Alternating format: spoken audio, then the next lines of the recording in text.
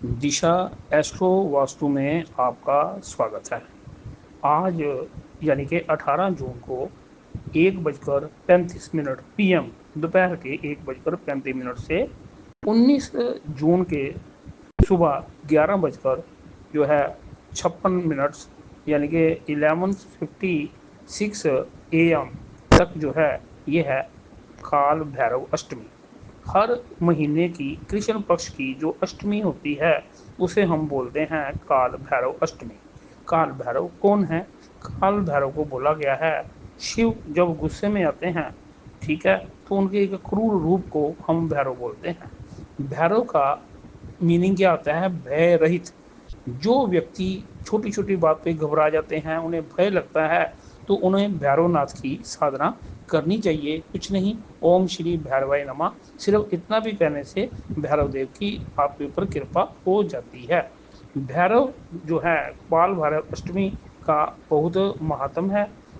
काल भैरव जो हैं भैरवनाथ जी, ये हमारी हर प्रकार से रक्षा करते हैं।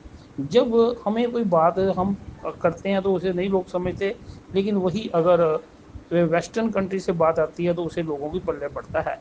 जैसे वो बोलते हैं, एक होती है ब्लैक एनर्जी और एक होता है ब्लैक मैटर, जिसे डार्क मैटर भी बोलते हैं। डार्क एनर्जी जो कि काली माता है, जिसे हम माँ काली के रूप में पूजते हैं, और डार्क मैटर जो है वो होता है भैरवनाथ। और साइंटिस्ट ने नोट किया है कि लॉ ऑफ ग्रेविटी के अगेंस्ट ये काम करते हैं।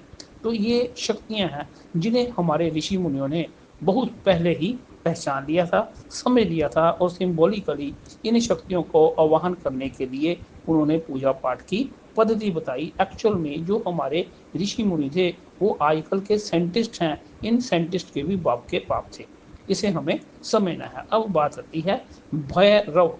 भैरव को हम लोग बोलते हैं, ये जो है को इसके क्या कहते हैं, भैरवनाथ जी जो हैं इन्हें हम बोलते हैं रक्षक की तरह बोलते हैं कि ये जो है काशी के ये कोतवाल हैं। काशी क्या है? काशी के ऊपर बात होगी, ये हमारा एक सेंट्रल जोन होता है। उसकी सराउंडिंग में एक ऐसी एनर्जी होती है जो वहाँ पे दूसरी चीज़ों को एंटर नहीं करने देती।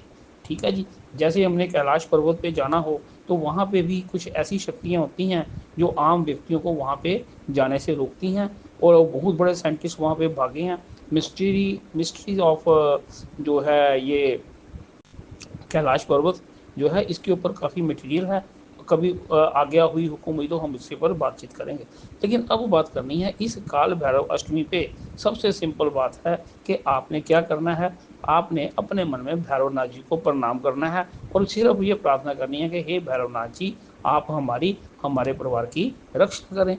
अगर आप कर सकते हैं, ओम श्री भैरवाय नमः का मंत्र बोल दीजिए, या बोल दीजिए ओम श्री काल भैरवाय नमः। ठीक है जी।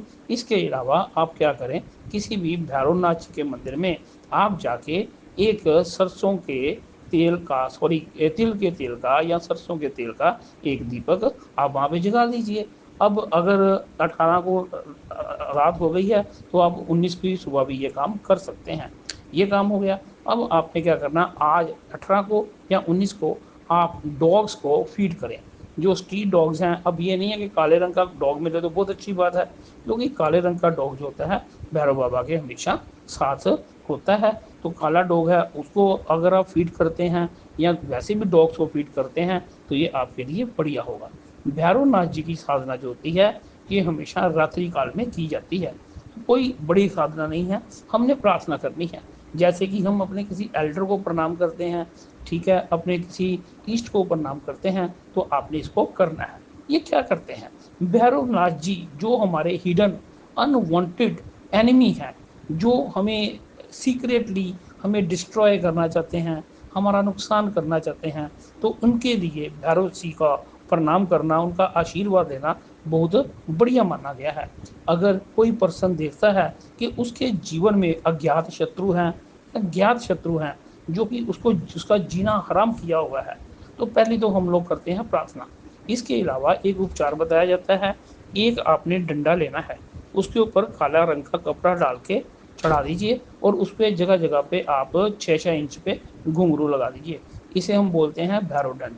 ये दंड जो है भैरवनाथ जी के मंदिर में चढ़ा के आपने प्रार्थना करनी है कि हे भैरवनाथ, मैं कुछ नहीं करता, मैं किसी के बारे में बुरे विचार नहीं रखता।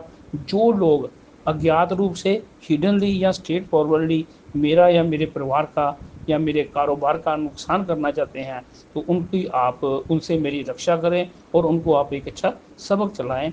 ये टेस्टेड फार्मूला है। हमने देखा है कि अगर बहुत खतरनाक शत्रु है, बहुत ज़बरदस्त शत्रु है, वो भी बिल्ली बिल्ली बनते हुए देखा गया है। भैरव बाबा जी जो हैं उनका आशीर्वाद से ये चीज़ें हो जाती है।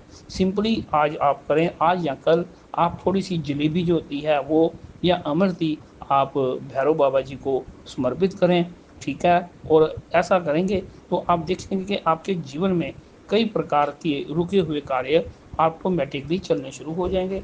करना क्या है, हर अष्टमी कृष्ण हर महीने में एक कृष्ण पक्ष होता है और एक शुक्ल पक्ष होता है। आपने एक नियम बना लेना है कि कृष्ण पक्ष में आपने एक दीपक जो है वो जला लीजिए। आप जाइए किसी वेस्ट साइड पे, घर की वेस्ट साइड पे अगर मंदिर है तो वहाँ पे एक आपने दीपक जो है भैरव बाबा के नाम का चलाना है। और आप स्ट्रीट डॉग को थोड़ा फीड करिए और भैरव बाबा जी को वो मीठे का प्रसाद आप चढ़ाइए। तो आप देखेंगे कि चीज़ें आपसी बढ़िया ढंग से होने लगेंगी। कई बच्चे डर जाते हैं, भय का नाशक हैं भैरवनाथ जी, भय के नाशक हैं। और किसी भी तरह का भय लगता है, जीवन से डर लगता है, लोगों से बात करने में डर लगता है। कई बार मेंटली जो बंदा जो है डिप्रेशन में गए होते हैं, छोटी छोटी बात के ऊपर घबराहट होती है, तो उनको भैरव बाबा जी का आशीर्वाद लेना चाहिए। अगर आप देखते हैं कुछ जगह पे भैरव बाबा जी के मंदिर में लोग जाके वहाँ पे उनसे झाड़ा वगैरह भी करवाते हैं। ये मोर पंख लगे होते हैं, वो मंत्र वगैरह बोलते हैं, इससे भी लोगों को बड़ा फर्क पड़ता है, ठीक है।